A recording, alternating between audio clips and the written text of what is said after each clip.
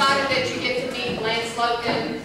I wasn't sure how many of y'all really would come today. It's like 14 of you bothered to RSVP. Okay. Everybody asks, how are you going to come? I go, realtors like herding cats, you know, putting everybody together. It's just something else. But I'm really glad y'all get to meet Lance, and he's come all the way from Houston. And it's been a while. I mean, he's already been in Valentine's speaking this morning, and I said, the Eagles landed. We were glad we got you with an exchange. The Packers landed. Yeah. Oh, the Packers. Oh, the Packers. Yeah, we got a Green Bay guy in the house. So you're in Panther Nation right now. So anyway, I'm gonna let him do his thing because I've really publicized him a lot to you guys, but I think he knows more about himself than I do. So. Yeah, 4:15. Something else going at 4:30. Okay, cool. Hi there, everyone. Thank you for having me. Huge honor. Ask as many questions as you want throughout the entire process. I'm here to help you guys with whatever you need. We're here to help. A little background. Most of my career has been in retail as a CFO, Chief Financial Officer. The ladies might know Justice Collections. I was their CFO for several years. They're based in Houston.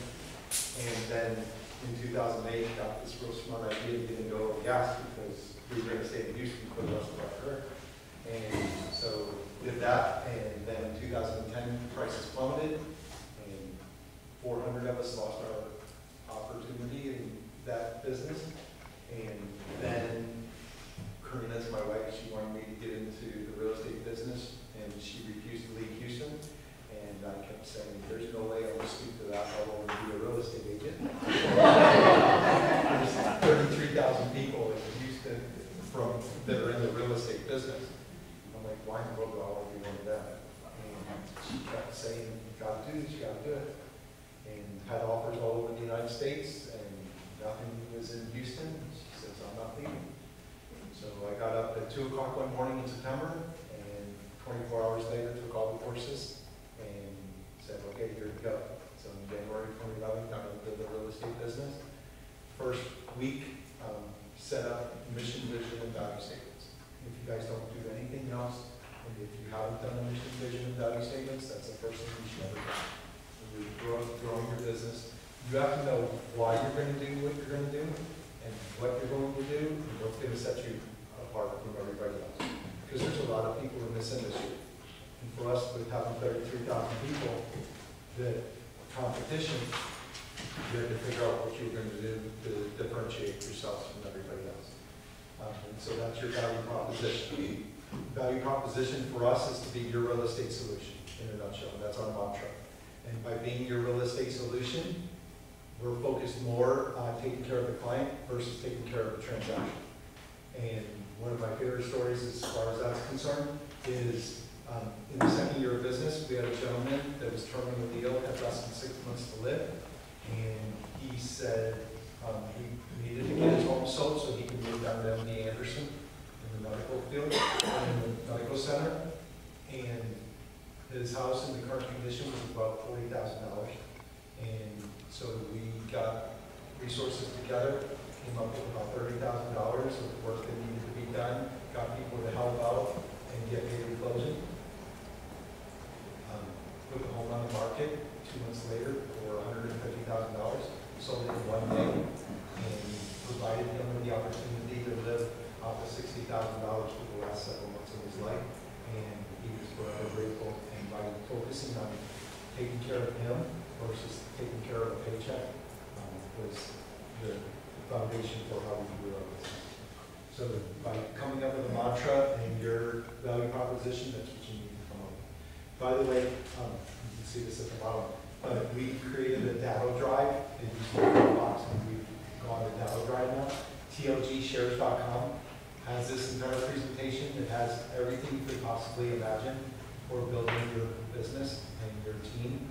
Our first 100 days training programs in there. You name it, it's in there. So take it and utilize it to whatever you want to. And we'll put this presentations in there. So take photos if you don't want to.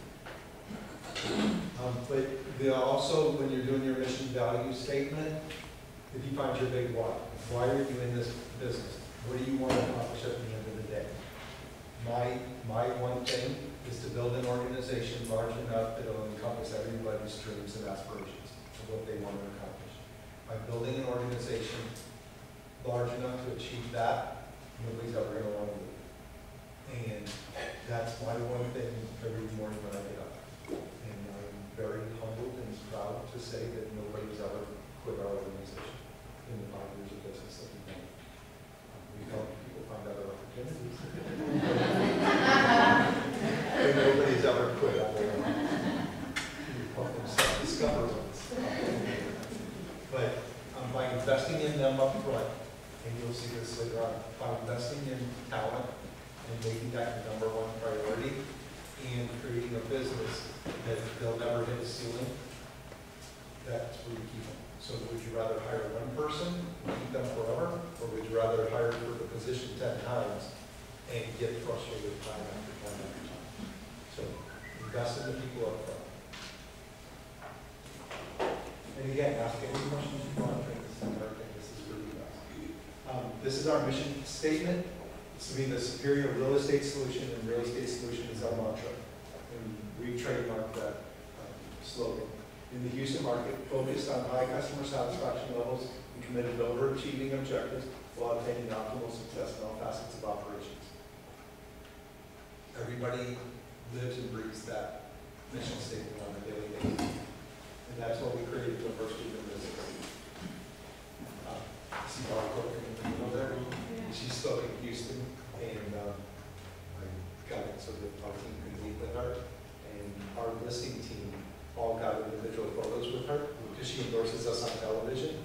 And so I got each of the listing agents to have a photo with her. So when they go on the listing presentations, they go, oh, by the way, it's not just Lance Lokan that gets this with her, it's the Lokan. So it's been very good. When you're building a business, you must protect yourself. So either create an LLC or create a S corp, whatever your accountant says, you need to do that because you need to protect your business. So incorporate the business immediately. Don't treat your business account like an ATM. So many people have their checking account be the same as what their business account is. And how do you know how your business is truly achieving the goals if you have both accounts being the same? So you need to treat your business as a business. You wouldn't go to Cole's department store and have Cole be having used his checking account, would you? You know, they're running a business. And that's the way you got to do it. Trademark everything. What I mean by that is, we have your real estate solution trademark. We have our logo trademark. The Lokan Group Incorporated is trademark. Everything is registered, so nobody else can ever take our name or our logo or anything like that. We got into trouble like that. So we created a luxury division last year called HoustonLuxuryPortfolio.com. And for those of you who know the luxury market, Luxury Portfolio International is trademarked. And they came after us. $5,000 later, I knew better. We were in the process of trademarking Houston Luxury Portfolio, and they caught us before that. We would have never been able to do that anyhow because Luxury Portfolio is not allowed to be together. And so we renamed our luxury division to be PortfolioHouston.com. But by protecting your own logo and your own business, you can do the exact same thing that they did to us. Does that make sense? GCI is great. Net income is all that matters. I live and breathe this all the time because so many people go, oh, so what's your GCI? And so, oh, $1.2 million. And then you go, okay, so how much do you have in your bank account? Oh, about $5,000. And so if you focus on what your net is versus what your GCI is, that's all that matters at the end of the day. And stay focused. We focused on one thing each year as we built our business. The first year, because I didn't know any better, I worked with buyers. The second year, the light bulb went off and said, hey, if I work listings, then we could do both sides of the business. How stupid was I for not thinking that in this short? So focused on listings the second year. And the third year, regionalized the team and expanded it because I wanted to own the whole Houston market. and that encompassed 8 counties. So we regionalized the team, and we got into radio and TV that 3rd year. The 4th year, we focused on the luxury division and created that. And then this past year, we've been growing our data bank. And next year, we were at Mega Camp, and I was working on the business planning advance for 2017 at that time. And I was listening to Gary and what he was having to say, and was thinking, what can we do to focus on one thing for next year? And we've been preaching conversion rates for a long period of time. And I knew that our conversion rates were low, but I didn't realize why they were low. And so I'm driving home from Boston, and the light bulb went off and said, you know what? We do a fantastic job of lead generating and role playing and script practicing on a daily basis in the ISA program. Does everybody know what an ISA is? Inside Sales Agent. So we do that at a high level. Then you transition to a buyer agent or a listing agent, and we never role played and script practiced again. And our conversion rate from appointment kept to listing agreement signed and buyer rep agreement signed is at 45%. Then I looked at the numbers and said, okay, what impact would that have on our business? And that became our basis for next year, which is conversion rate optimization. If we would increase our conversion rates from 45% to 70%, this is what impact we would have on our business. We would have increased our volume by $85 million. We would have increased our GCI by $2.1 million. And we would have increased our transactions by 350 by doing the exact same activities of mastering. I said, how stupid am I for thinking that we are doing such a great job of our business? And here's a major loophole. So that's our focus for this upcoming year, is conversion rate optimization. So focus on one thing each year. How do you work on that? What do you think to improve that? So we came up with one comp, the GPS for our conversion rate.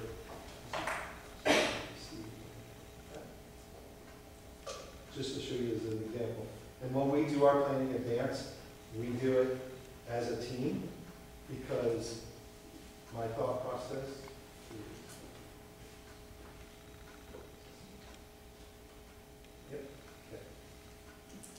oh no, that's last year. Sorry.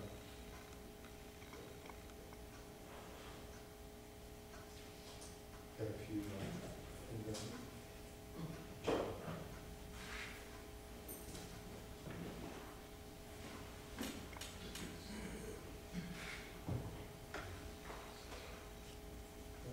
Okay. It's in the tlgshare.com. But the 3 things that we're focused on is enhancing the client experience, mastering the skill set, and doing a better job on pre-qual. So those are the 3. So our number 1 is increasing conversion rate optimization by 25%, and then those are our 3, and then we have 5 activities, and we each of that to accomplish that. So, but that's in the tlgshares.com side. But that's what we're going to do for a focus. So what I love about our GPS or our 135 is when we were doing the team planning advance, we spent 2 hours creating the GPS. I told them what our challenge was, which was the crow, and then they came up with the 3 and the 5. And now because they came up with it, they own it and they buy into it. And so we have a task force that meets on a weekly basis that is focused 100% on increasing our conversion rate. So you guys can look at this during our break, but we have, this was our team planning advance for the year, and this is in TLG shape. But this was, I showed you in 1 page what that impact of increasing our conversion rates was going to be. And so they realized that, and they were like, wow, we don't have to go on any additional appointments, and we could have converted at such a high level. So last November, we were I take the team on a trip every year for accomplishing their goals. And last November, we knew that we weren't going to accomplish our goal last year. We had revised our goals, so I'll preface it by saying that, but we didn't achieve our goals, so I couldn't take the team on the trip. And the reason was because we didn't have enough talent in place to accomplish the goals that we wanted to. And I told the team that I'm sorry for failing them for not finding enough of the talent. And they turned around and said, it wasn't you, it was us, that we didn't do enough of the activities to achieve it and to bring the talent in. So it was really cool from that aspect that they internalized it and brought it back to themselves as well. At the same time, we then went out and found a recruiter that worked 100%, focused on bringing in top talent into our organization. The other key part about that was we weren't doing it because so many people had left the ISA program and gone into production. We didn't have enough people lead generating on a daily basis.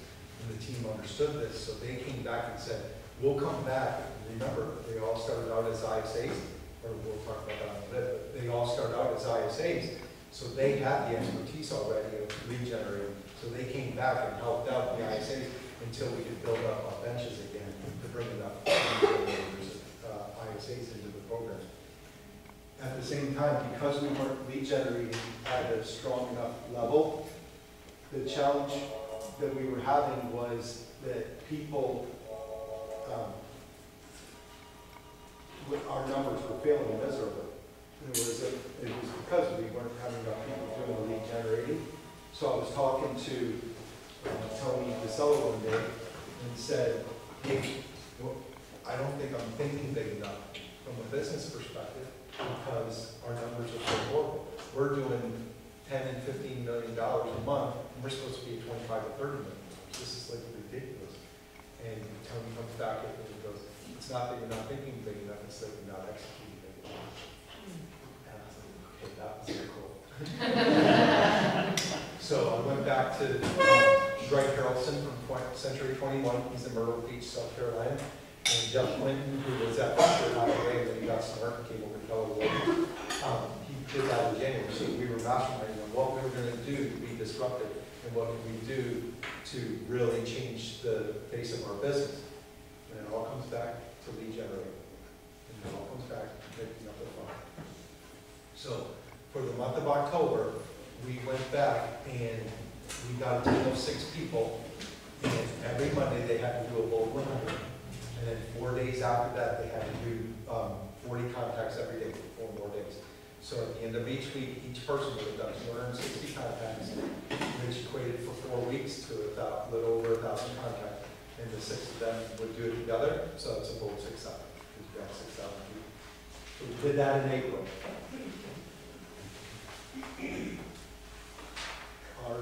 So we're just going to focus on the GCI here. So our GCI from year over year in January increased by 19%. In February it decreased by 10.9%. And in April it went up by 35%. So year to date we are increase in GCI only going up by 15%. Okay, so then we're lead generating at a massive level and implementing this Volt 6000. Look at what happened after we did that. So here's, can you see that better? So if you look at this number here, it increased by 41% in May, 63.5, 77.8. This is year over year. Then we had a little lull in August. Then it went back up to 47.8. We did bold at 6,000 again in September. Our GCI increased by 77.7, 53.2, and we're currently at 73.4 December. With the same people? With the exact same people, and all they were doing was picking up the phone and lead generating for 3 hours, non-negotiable. So from 8 till 11 every morning, all the doors are closed to the call center, and they have no excuse but to lead generate.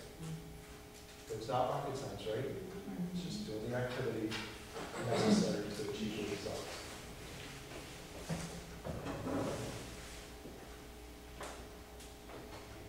Any questions regarding that? How many people do you have in your group? 44. We have 13 ISAs. I'll go back real quick before, well, so we have 3 divisions now. We have our luxury division, and the reason we created PortfolioHouston.com is because if you look at the Lokan Group, and as we built the business with the Lokan Group, we weren't focused on the luxury side of the business. And when you look at the Lokan Group, it doesn't scream luxury, so we needed to separate ourselves. So we created portfoliohouston.com. It's all the exact same listing agents, all the exact same ISAs, everybody's the same. You just have a different email address, and have a different persona. Okay? Different website, everything's different. And it doesn't say the Lokan Group anywhere on portfoliohouston.com. But by reading the book Positioning, that enabled us to come up with this opportunity to create a new division. Because in the retail world, every time somebody had a really cool product, like Dial soap, once they went and made Dial tubes, shampoo, and things like that, that second business went under. If they differentiated themselves between the set products, then they were very successful. Look at Toyota and Lexus. Toyota stands on its own, and Lexus stands on its own. Luxury is Lexus, Toyota is very well made, but they don't intertwine the two. Does that make sense? So we did the exact same thing with this. And then our charity is TLG Gives. We came up with this past year because Gary was telling everybody, when you're giving, give very strategically and give to charities that are going to make a difference and that apply to homes and to yourselves, and that bring recognition back to you. Not because it's an ego type of thing, it's because you're building a business and you've got to operate as a business. And for those of you that don't know, I think RE/MAX is the #1 giver for Children's Miracle Network. How many people know that? Nobody does. Very few people know that, okay? And they're giving millions of dollars to that organization. TLG Gives, everybody knows it's the Lokan Group doing that. So our focus is on taking a home that's uninhabitable currently and transforming it into a home that's habitable. So we took a home last year that had been flooded and everything else.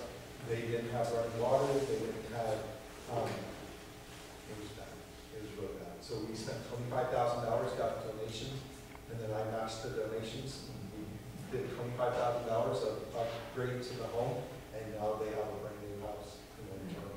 But it was all because of that, and we got to tell everybody over the radio and broadcast it that we have charity that represents us. So do something with the home, you know, kids, home, something that's going to represent you and have your name represented with it. So that's what we do. Did you set up a separate nonprofit or Yep, something like that? yep, Okay. yep. TLGgives.com, and it's its own nonprofit organization. We have a checking account that's just.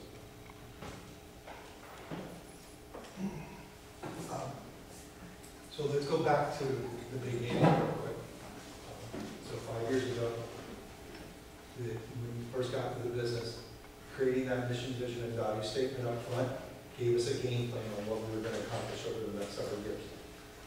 I'm not a people person, and so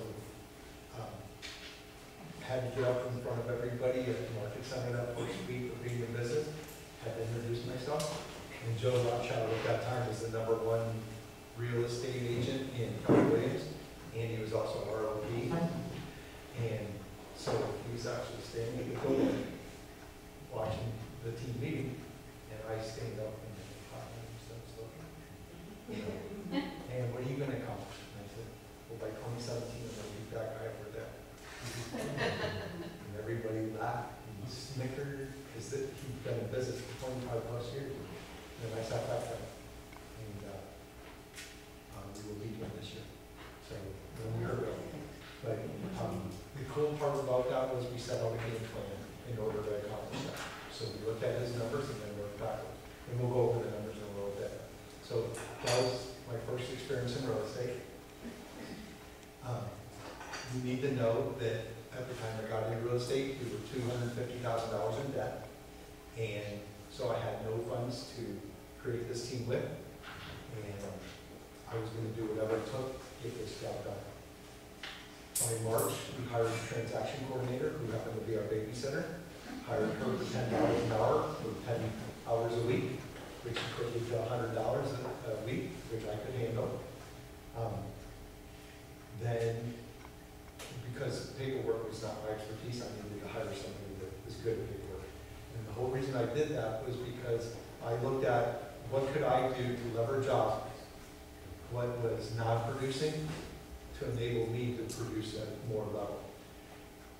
Not to sit back and relax because I leveraged that up. I needed to go and produce at a higher level. So most people, they go and say, okay, what can I leverage off? And then they go and sit at home because they leveraged off that piece of the business. You need to go and take that and utilize that to the next level. Does that help? So did that in March. And then in July, hired my first buyer agent. And the cool part about that was Tara was the first person I ever encountered with in real estate. My first transaction was a lease, and I did it with her. And she was fast, she was efficient, she had the sense of urgency that I was looking for. She was a go-getter, and she was with Remax for 9 years. And I kept telling her, you need to get into business with me because we're going to go accomplish all these goals. And she says, there's no way in the world you're going to do that. There's too many people in town. There's all these people that have been in business for 25, 30 years. You're just nuts. So 6 months went by, and I kept talking to her week after week. Kept saying, hey, you've got to get into business with me. She's like, no way. Finally, on June 27th of 2011, I made my last phone call to her and said, you need to get into business with me now. And she said, you know what, I'm comfortable with where I'm at. Thank you very much for the opportunity. I said, you have great being comfortable. And hung up the phone. July 9th, she started working for a little longer. Didn't find that trigger point. She was not happy with me calling her comfortable. And now she runs our entire operations department. Absolutely phenomenal lady. So then, at the end of the first year, light bulb goes off. I figured out we need to do listings. We need to get 60 active listings by July 1st. Ben Kennedy was on stage at family reunion that year, and I was sitting near the back row because I didn't want to talk to people, and sat there and listened to him. And he says, "We've got this amazing home race. You got to go and do this." Did anybody hear about the amazing home race? Nobody? Okay, so he's talking about this amazing home race. Basically what it is that you take all your listings and do a bunch of open houses, and people collect clues during this open house, and you go to 10, 15 different open houses over a 3-hour period of time. And he had over 1,000 people show up for his event in Bellingham, Washington. So I like to think big, and so I'm thinking, okay, he's in Bellingham, Washington, I'm in Houston, Texas, we're gonna have 5,000 people. So, and it was funny because a couple of weeks ago we were cleaning up some old files and stuff, and I came across the presentation that I did to go out and get people to help participate and sponsor this deal. And there it was, right there. 5,000 people are going to show up for this event. Oh man, I never forget that. So March comes up. It's the day of the event, 6 o'clock in the morning. I get up, go put the signs up in front of the event center. And mind you, when I think big, the event center that we were at holds 20,000 people. Okay? So I got that place real big because we're going to accomplish big things. The event started at 8 o'clock. There was 189 people who showed up. I had advertised over radio for 2 months. Everything. Spent $60,000 of money I did not have. And just put everything into this event.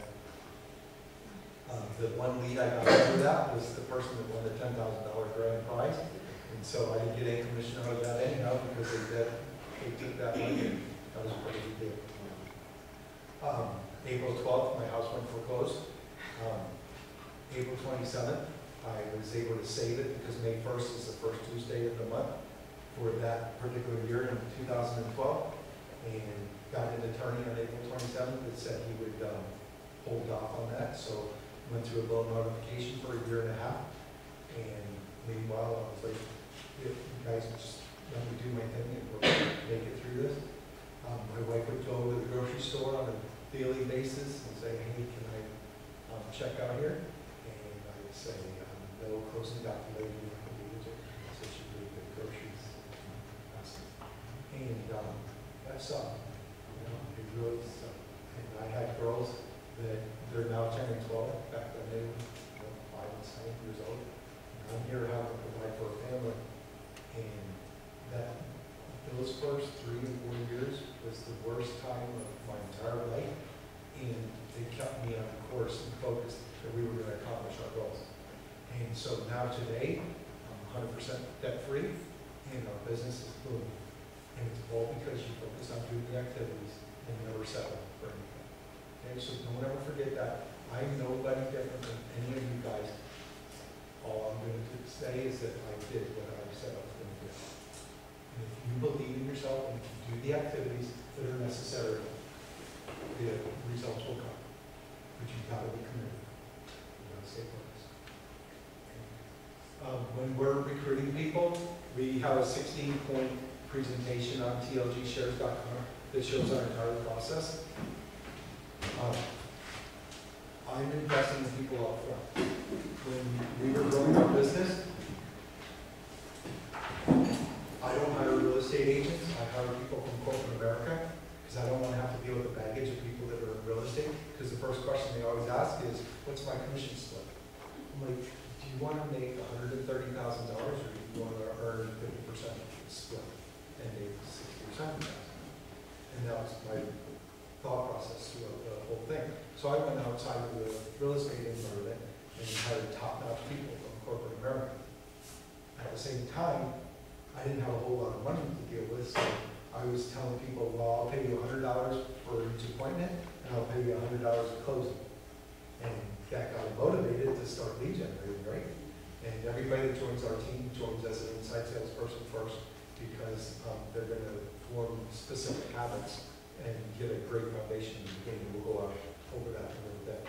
But I want people that are driven, aggressive, confident, and goal-oriented, and most importantly are team players. You can be fantastic as an individual, you're not going to be the right fit for our team. If you're fantastic as a team player, you'll be dynamite for our team. Because everything is about the Lokan Group. It has absolutely nothing to do with against Lokan at all. And once you start getting the ego involved, you're not going to be successful on our team. Okay? So we invested in the people up front from the get-go. In the beginning, when we were starting to add people to our inside sales organization, I'd ask them, what do you need to get by for the next 3 months until you're really ramped up and going? And most people were saying $400 a week, $500 a week. Some people were saying $750 a week. But whatever it took for them to get over to that threshold, I would invest in them during the early stages, because how are you going to get a person from corporate to come to work for free for 3 or 4 months? And so I had to invest in them. At the end of the day, though, by investing in them, you think I got buy-in, and you think I got people that remain loyal. And I think to this day, the reason that I have people that are committed to it is because, one, I believed in them. They were dumb enough to believe my value, vision, and everything else. I mean, I still to this day, you tell somebody that you're going to do $400 million in this kind of an industry, you know, they think you're nuts. So they believe, and by investing in them from day one, they started to have that buy-in, and it's been a game changer for us. So we then set the standard that everybody in the third year of business, we started really hiring lots of people, and said $750 a week is what you'll get during your training program. Any leads that you generate or any commission that you would be entitled to, I retain that during this time period because I'm paying for you. Makes sense, right? Because I'm paying you to learn, and I want you to be focused on learning, not focused on where your next paycheck's coming from. Because I've just gone through that. So I made a commitment to them, $750 a week. And then after their 100 days training program was complete, if they stayed as a permanent ISA, then they would get an additional 10% on any closings that they were responsible for. If they transitioned to a buyer agent or a listing agent, I would then take that fund and transform it to a draw. So they would be on draw. And the methodology behind that was, if you could earn in commission $3,000, which is $750 a week for 4 weeks, which was a monthly deal at that time, if you could do that for 2 months straight, then I could release you, because at least you were making the minimum from that point in time. What was interesting was, the first month they would probably make about $500 in GCI. The second month they might make about $2,000, $1,800. So I was already in the red. Then they would do 3,000, and then next month they would do 3,500. So I would still be net overall, but I released them from that point in time. The coolest thing happened. I told them, okay, you just earned $3,000 a month for 2 months in a row. I'm gonna forgive your debt. And so now go and produce. The amount of activity that just increased by making that one statement true rose through the roof. I earned back my money very quickly by enabling them to be successful and having that debt of gratitude come back to me. It was awesome to see that, and I never expected that, so it was really cool. So that's a threshold. So once they burn 3,000 a month for 2 months in a row, then I release them and then they go and produce on their own. The other thing that happened was in the second year of business, we had 2 buyer agents at the time, and I really wanted to start growing our inside sales program, which I had a person lead generating for me from day one, because I was not going to get on the phone, so I made my wife do it. He said, you got me into this business, you're going to be the one that's going to lead generate. The cool thing was she loved to be on the phone, so we worked out great. So she was doing the lead generating, we needed to get another person in there. And I went to the buyer agency, and they were currently making 50% split in about $75,000 a year. I went to them and said, if I can guarantee you $100,000 a year, and you don't have to lead generate, you don't have to do any database follow-up or data bank management, you don't have to be inputting all this information into the data bank and things like that. If I guarantee you $100,000, and you don't have to do any of that, do you care what your split is? And they said, absolutely not. And so from that point on, I adjusted their split to 35%, and the following year they made $140,000. Because they got to do what they love to do, and they got to produce at a much higher level. The listing agents, they're making 10% split, and they're making $120,000 to $140,000 a year. So it's not the split, it's the amount of business, and it's the amount of salary that you're going to get from the year. Does that make sense? Okay. Our ISAs are all make at least $80,000. When you're looking for talent, my favorite place to look for talent is at a wine bar. And the reason for that is because I love wine. And secondly, because I love watching people in their comfort zone. So when you're sitting at a wine bar and people are sitting around talking to their friends and things like that, you get to see them in their limelight, right? Versus if you sit and talk to them during an interview, they're going to be on their best behavior, aren't they? So then you don't ever truly get to see them. I watch people and I go up to them, and it kills me to do it, but I go up and say, hey, have you ever thought about a real estate career? And they go, no, or then some people say, oh, I've thought about it, but I've never gotten into it. I go, awesome, I'd love to talk to you. And then we'd sit and talk. My favorite one was I took the team, we had just achieved the goal, and I took the team to the local horse racetrack, gave everybody $100 each to go bet on the horses and do whatever they wanted with that money. And the events coordinator that was handling the event came up, shook my hand. I turned to my wife and I said, hire her now. And it was all because of the handshake that she gave me and introduced herself. She's now my VP of buyer agents. Okay? You look for talent, you look for goal-oriented, driven, aggressive, confident, most important, team-oriented people. And by just watching their mannerisms and watching them in their comfort zone, you can find talent very easily. Any questions with that? When you bring your ISAs on, you say they're not in real estate at that point? They haven't been, right, because I hired them from And corporate. then you bring them on and help them get their license and transition what they want. So while they're in corporate, I tell them to take the courses. So I would love them to get licensed before they join us, but at minimum, they take all the courses, and then they just need to take the exam after that. So everybody on our team is licensed. Whether it's the client experience manager or it's our marketing department, everybody on the team. Our operations specialist goes and puts the signs in the yard and lockboxes up, they're all licensed. Because I want them to be able to speak intelligently to whoever they come in contact. We're looking everywhere. Allied resources, sphere of influence, go out on the daily activities.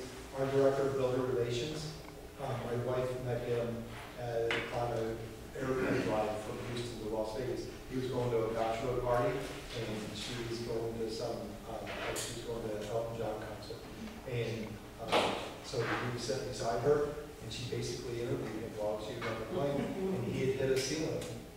29 years old, he'd hit a ceiling in a tobacco company. He was the production manager for them. And he needed a bigger wallet. And so she's interviewing, she called us back and says, this guy's awesome talent. Took him 6 months to get through his process of leaving the company because they had just given him a bonus. And he had to stay there through that December. He took all of his courses, got licensed, and then he joined us in that January. He has taken our builder business, our new construction business, multiplied it tenfold. Amazing talent. So you never know where you're going to find it, you just always look for it. My mantra is you regenerate for talent as much as you regenerate for things. Gary preaches that all the time.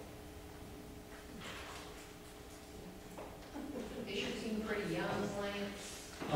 The average age is about 34. We have some that are in the mid to late 40s, and then there's some that are in their late 20s. But the average is about 34. I want people that are go-getters and they want to go after the business.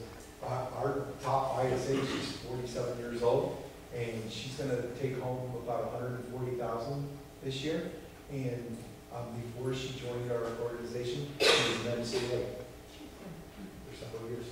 And she hit the ceiling. She wasn't happy anymore. And so she left and went to another organization because we weren't going to bring her with us. That wouldn't have been ethical, in my opinion.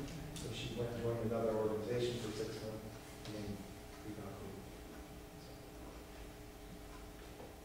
her. How many of you guys have apps coaches? Okay. If you don't, my only comment to you is, who do you think you are that you are better than Dynamic the coach, that Tony the site, and Gary the Keller? Every single one of them have coaches. Tony's favorite, I'll never forget it. Are you willing to spend $12,000, which is $1,000 a month, $12,000 to earn an additional $100,000?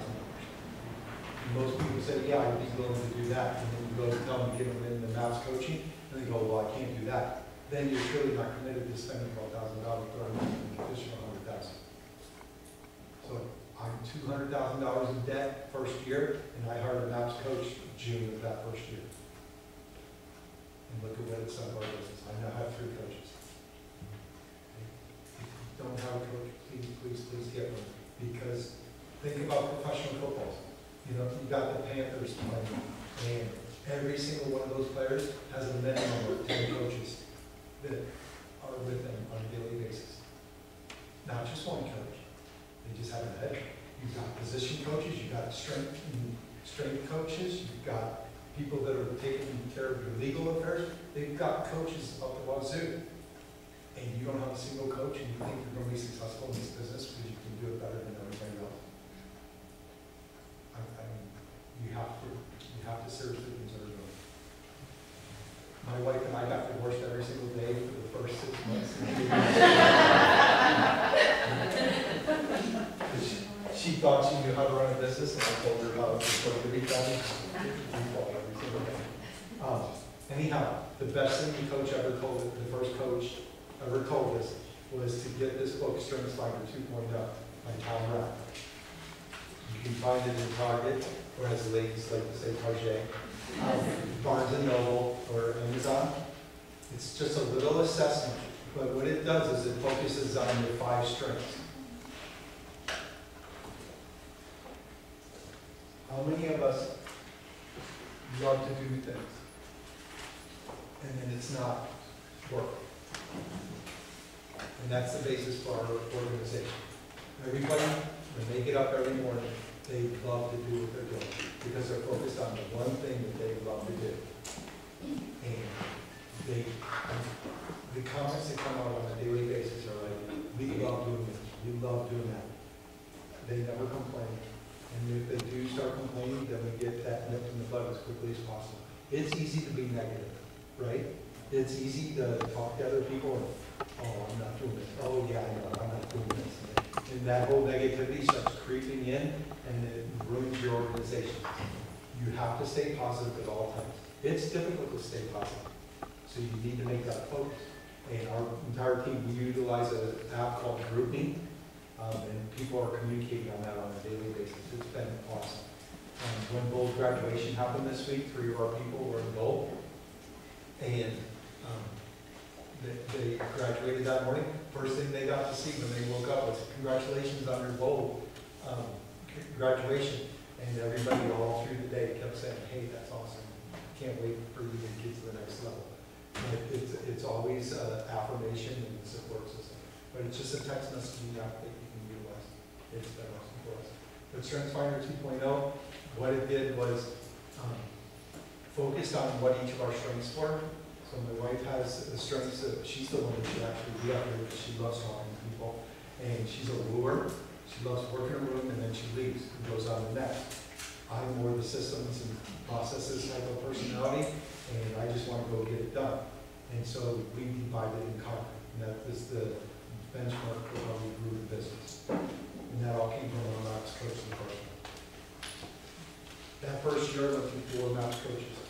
When you're doing a MAPS coach, find the person that's going to push you and motivate you, and if you need to be held accountable, find the person that's going to hold you accountable.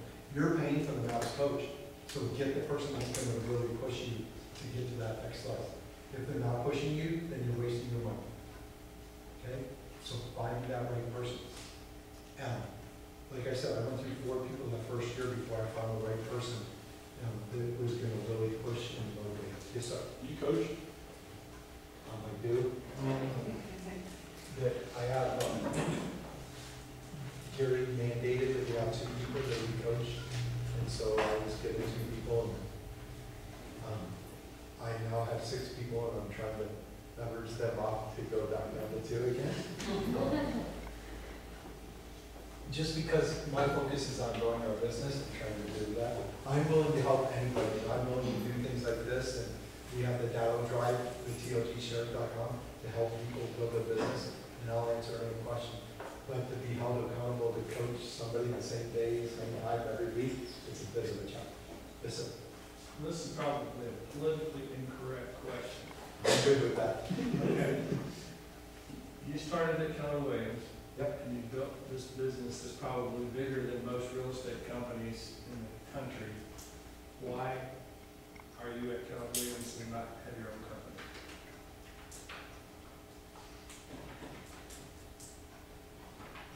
I was glad to have that come and speak to mastermind through team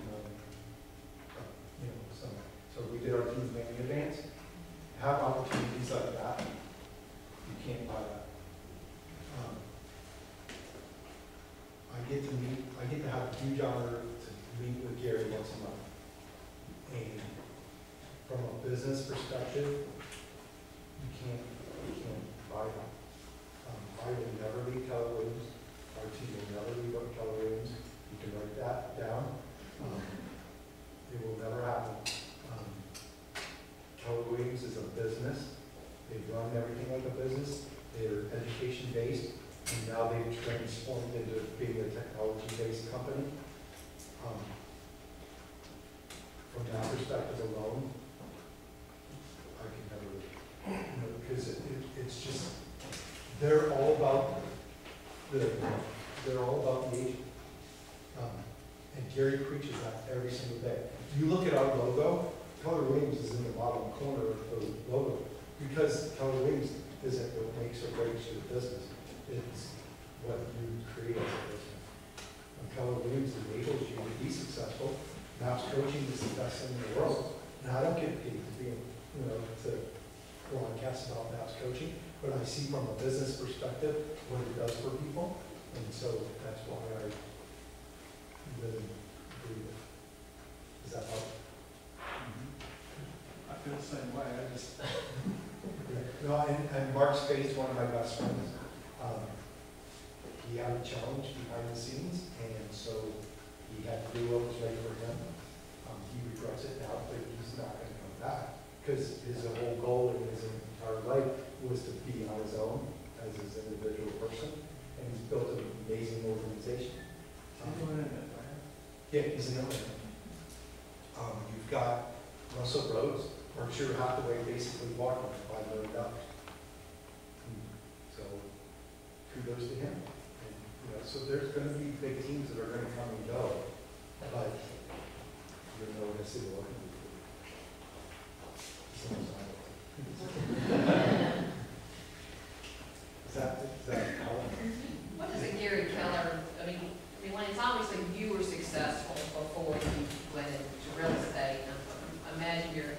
you translated that success into real estate. What does a Gary Keller do to your business? I mean, how does it take you to another level? Because he thinks from a business perspective as well. He doesn't think real estate. And the people that I mentor with and coach with, they're all business people. They're not real estate people. My mentor, from when I was in my late 20s, I get to talk to, once a month, once every other month. He has a standing offer at any given time to speak at Harvard and be a professor at anytime he wants to. Oh, this is a good one. I get to have the opportunity to talk to him. And him and I worked together for several years in the furniture retail business. He would hike me all the time for the market. Furniture market. We had the second largest furniture retail chain in the world behind Ashley. And then 9/11 hit. A year later, we were out of business. But Gary thinks big and he thinks business-wise. Well, I'll never forget when I came up with the realization that our conversion rate were as horrible as it was. I emailed him and said, how stupid am I that I allowed something like this to happen? He turned it around and says, you know what, that's just your next one big thing for next year because your focus this past year has been growing your data bank. This year's going to be raising the bar of conversion rate. And it was awesome. I mean, I still felt stupid, but from that perspective, it was like you put it back in the